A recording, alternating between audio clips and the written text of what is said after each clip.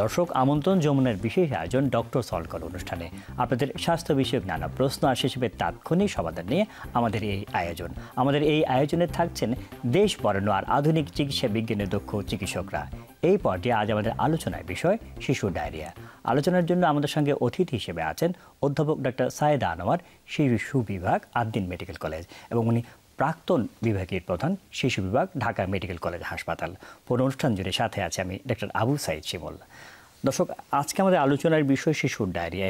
এই সময় আমরা অনেকে মনে করে থাকি যে ডায়রিয়া হয়তো গরম যখন পড়ে, যখন বাইরে সবাই খায় ফুচকা, চটপটি, বিভিন্ন শরবত, তখন বোধহয় ডায়রিয়া হয়। কিন্তু শিশুদের একটা বড় ধরনের ডায়রিয়া কিন্তু এই সময় শীতের সময় কিন্তু হয়, এবং এই সময় আপনারা যারা পত্রপত্রিকা বা মিডিয়াতে দেখবেন যে অনেক শিশুই কিন্তু ডায়রিয়াতে আক্রান্ত হচ্ছেন।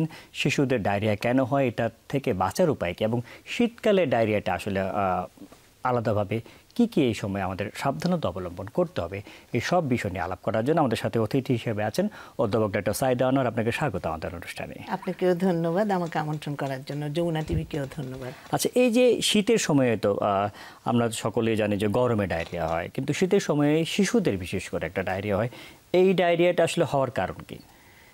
শিশুদের আসলে দুই সময়ে দুই টার্মে ডায়রিয়া হয়, এক এক সময় এক এক কারণে ডায়রিয়া হয়। কিন্তু শীতের সময় যে ডায়রিয়াটা হয় সেটা মেইনলি হচ্ছে ভাইরাল কজের জন্য হয়, যে ভাইরাসগুলি তখন খুব প্রশমিত হয়ে ওঠে, অ্যাক্টিভ হয়ে ওঠে, যার জন্য রিপ্লিকেশন হয়, তখন ডায়রিয়াগুলি বেশি হয় বাচ্চাদের ক্ষেত্রে। যেহেতু বাচ্চাদের রোগ প্রতিরোধক শক্তিও কম, এই জন্য আরও বেশি ভর করে আর কি। তো এটার হচ্ছে আপনার আসলে শিশুদের দুই ধরনের ডায়রিয়া, একটা হচ্ছে দীর্ঘমেয়াদী ডায়রিয়া, একটা হচ্ছে স্বল্পমেয়াদী ডায়রিয়া। স্বল্পমেয়াদী ডায়রিয়া ভাইরাল কজের জন্য মেইনলি হচ্ছে, আর এমনিও অনেক কিছুর জন্য ব্যাকটেরিয়াল কজের জন্য হতে পারে, এখানে কলেরাও আসতে পারে, এখন কিন্তু অনেক কলেরাও হচ্ছে। অর্থাৎ দীর্ঘমেয়াদী ডায়রিয়া আবার স্বল্পমেয়াদী ডায়রিয়া, আবার কিছু কিছু বাচ্চাদের দেখা যায় কলেরাও হতে পারে। এই জিনিসগুলি কিন্তু আমাদেরকে একটু বুঝতে হবে, দেখতে হবে যে বাচ্চাদের যে খুব তাড়াতাড়ি পানি শূন্যতা হয়ে যায় ডায়রিয়া হলে। একটু যদি আমি তাহলে, যেহেতু পানি শূন্যতার কথা আসলে আপনি উচ্চারণ করেছেনই, শিশুদের যে পানি শূন্যতা হয়ে গেল, একটা মা বাবা তো ধরেন তার চিকিৎসা দিচ্ছে বা অনেকেই চিকিৎসা জানে, চিকিৎসার বিষয়টা আমরা একটু বলবো পরে, কিন্তু পানি শূন্যতা হয়ে যাচ্ছে কিনা এটা একটু মা বাবা কিভাবে বুঝবে? বাবা মা বুঝবে আসলে প্রথম অবস্থায় বাচ্চাটা খিটখিটে হয়ে যাবে, খিটখিটে মেজাজ করবে, বাচ্চা খেতে চাইবে না, আবার যদি পানি দেখে তাহলে উচ্ছ্বসিত হয়ে উঠবে পানি খাওয়ার জন্য। আর কিছু সময় আছে আরো কিছু, যদি পানি শূন্যতা গভীর হয়, বেশি বেশি পানি খেতে চাইবে, এটা হচ্ছে মানে সাম ডিহাইড্রেশনে যেটা হয়।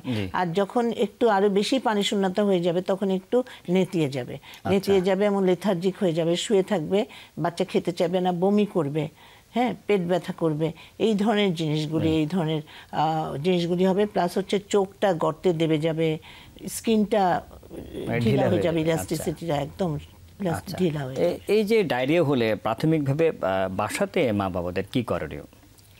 বাসাতে আসলে আমরা বলবো যে বাচ্চাকে মানে একদম ফ্রেশ তরল খাবার খাওয়ার জন্য, বেশি করে তরল খাবার খাওয়ানোর জন্য দুই নাম্বার হচ্ছে একটু হাইজিন মেনটেন করতে হবে। হাইজিন মেনটেন মানে হচ্ছে হাত ধুতে হবে, হাত ধুয়ে বাচ্চাকে খাওয়াতে হবে। প্লাস হচ্ছে বাচ্চা বাথরুমে গেলে টয়লেটটা পরিষ্কার করার পরে হাতটা ধুয়ে ফেলতে হবে। তারপরে হচ্ছে বাচ্চাকে একটু পরিষ্কার পরিচ্ছন্ন কাপড় চোপড় পরাতে হবে, পরিষ্কার পরিচ্ছন্ন জায়গায় রাখতে হবে, কারণ ডায়রিয়ার মূল কারণ হচ্ছে অপরিচ্ছন্নতা। তারপরে কোনো জায়গায় যে যদি ময়লা খাবার খাওয়া হয়, এই ধরনের ডায়রিয়ার মূল কারণগুলো। আচ্ছা, অনেকেই এই সময় আসলে জানতে চান যে বাচ্চাকে স্যালাইন খাওয়ালে কতটুকু পরিমাণ বা কিভাবে স্যালাইন বাড়বে, দুটো যদি একটু বলতেন, কতটুকু করে স্যালাইন খাওয়ানো উচিত?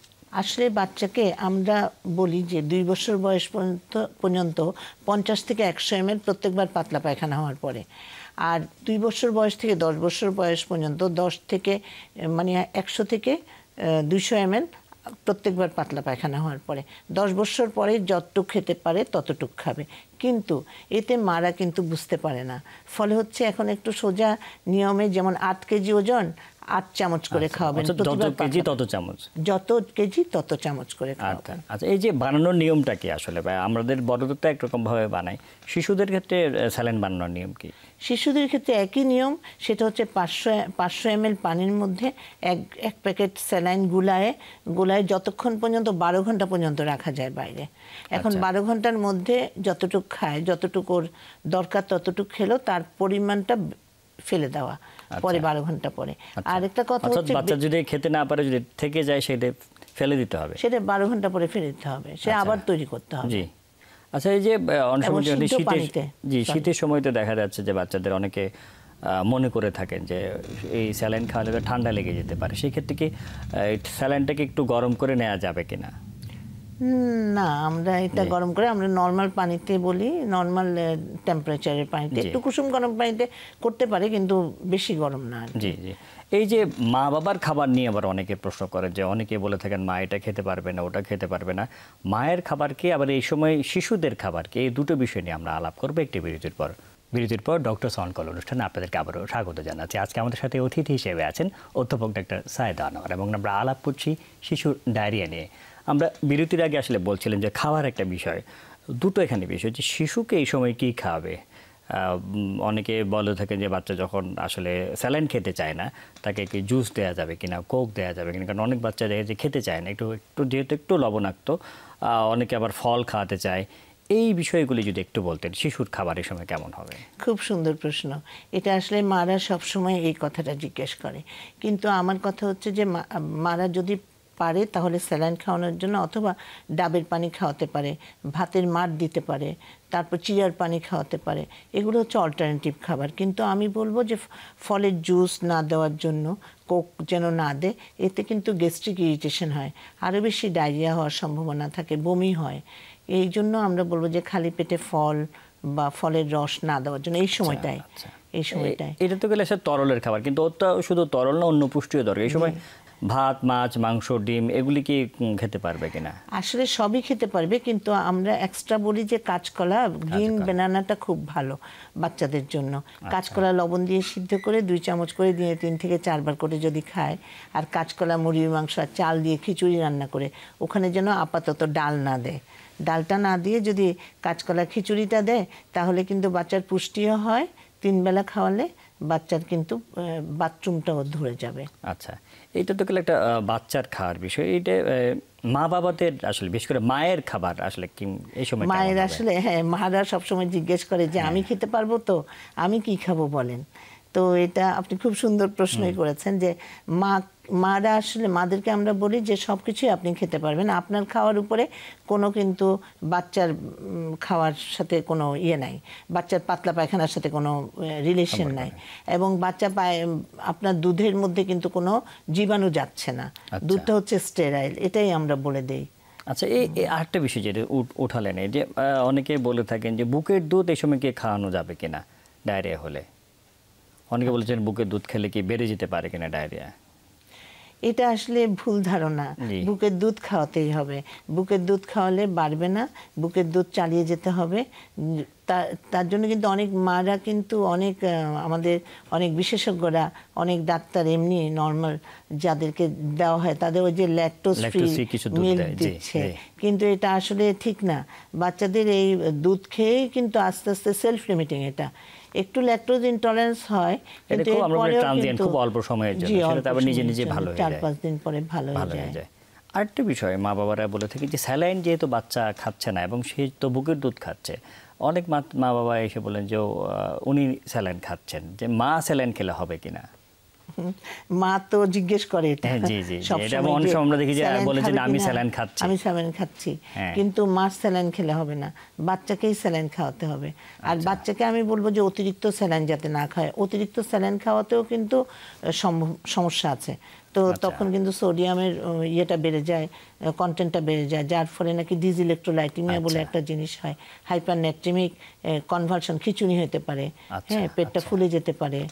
আচ্ছা, আরেকটা বিষয় যে এখানে আপনি খুব সুন্দরভাবে অবতারণা করেছেন, যে ডায়রিয়ার জন্য আমরা যে স্যালাইন দিচ্ছি, সেই স্যালাইনটা আসলে ডায়রিয়া বন্ধ করার কোনো ওষুধ না, সেটা যে পানি শূন্যতা রোধ করবে। তারপর তো সে নিজে নিজে, এটা একটা ভাইরাস আপনি বললেন, সে নিজে নিজেই বন্ধ হবে। কিন্তু এই সময়টুকুতে তাকে পানি শূন্যতা দূর করার জন্য, অর্থাৎ যতবার সে মল ত্যাগ করবে ততবার খাবে, সারাদিন ধরে সবসময় যে খেয়ে যাবে তা তো না।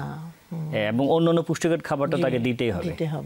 আরেকটা বিষয় যে অনেকেই বলে থাকেন ছোট শিশু সে তো পুরোপুরি স্যালাইন খায় না, কারণ একটা স্যালাইন তো আপনি বললেন 10 থেকে 12 ঘন্টা রাখা যায়, কিন্তু ও তো একবারে বেশি খায় না। সেক্ষেত্রে অল্প করে আসলে বানানো যায় কিনা, যে অর্ধেক একটু প্যাকেট দিলাম আর সামান্য একটু পানি দিলাম, বানিয়ে রাখলাম, তারপর পরে বানালাম। এটাতে আসলে ডাইলিউশনাল প্রবলেম হয়ে যায়। এই জন্য আমরা বলি যে 1 প্যাকেট স্যালাইন আধা লিটার পানিতে বানানোর জন্য, যদি কিনা কোনো মানে ওইটা সমস্যা হলে হোক ফেলে দিলে দিবে। অর্থাৎ বড়দের যেভাবে বানায় বাচ্চাদের একে মানে শিশুদের জন্য আলাদা কোনো নিয়ম নেই, সারা পৃথিবীতে সকল স্যালাইন বানানোর নিয়ম একই। আচ্ছা, বাজারে দেখা যাচ্ছে যে ওর স্যালাইন বা বিভিন্ন কোম্পানি ছাড়াও আর কিছু অন্য স্যালাইন পাওয়া যায়, স্যালাইনগুলি একটু হয়তো মজাদার থাকে। এই ধরনের স্যালাইনগুলি কি প্রযোজ্য কিনা? আসলে এই ধরনের স্যালাইনগুলিতে মানে না খাওয়ানোই ভালো। যেটা ওটস মানে ওটস স্যালাইন যেটা একদম মানে পারফেক্টলি বানানো, সেটা কিন্তু একটু টেস্ট দিয়ে দেয়, যেমন টেস্টি স্যালাইন একটু টেস্ট দিয়ে দেয়। মা বলছে যে ওটস স্যালাইনটা খেতে চায় না, টেস্টি স্যালাইনটা খায়, তখন আমরা বলি ঠিক আছে খাওয়ান। আচ্ছা, যে আমরা মানে ওটস স্যালাইন মানে ওআরএস বিভিন্ন কোম্পানি, যে কোনো কোম্পানির ওআরএস হলে বা সরকারি তো পাওয়া যায়, সেই ওআরএস সাথে তারা খাওয়াতে পারে। আচ্ছা, এই যে খাওয়া দাওয়ার কথা বলে যে ওআরএস খাওয়ালো, কিন্তু কি কি লক্ষণ দেখলে আসলে মা বাবারা মনে করবে যে আমি তো আসলে বা আপনার নিয়ম মতো করে খাওয়াচ্ছেন, কাঁচা কলা দিয়ে খাওয়াচ্ছেন, ওআরএস খাওয়াচ্ছেন, ডাবের পানি খাওয়াচ্ছেন, কিন্তু বাচ্চাটা হয়তো একটু খারাপ হয়ে যাচ্ছে, কি কি লক্ষণ দেখলে বাবারা বুঝতে হবে যে না আর বোধহয় বাসায় রাখা সম্ভব না, আমাকে হাসপাতালে যেতে হবে? খুব সুন্দর প্রশ্ন। আসলে তখন আমরা বলবো যে আপনার বাচ্চা যদি একদম নেতিয়ে পড়ে, বাচ্চা যদি খেতে না চায়, বাচ্চা যদি কন্টিনিউয়াস বমি করতে থাকে, যেমন 1 ঘন্টার মধ্যে 3 বারের বেশি বমি করলে আমরা বলি ইনট্রাক্টেবল ভমিটিং, নিয়ে আসবেন সাথে সাথে।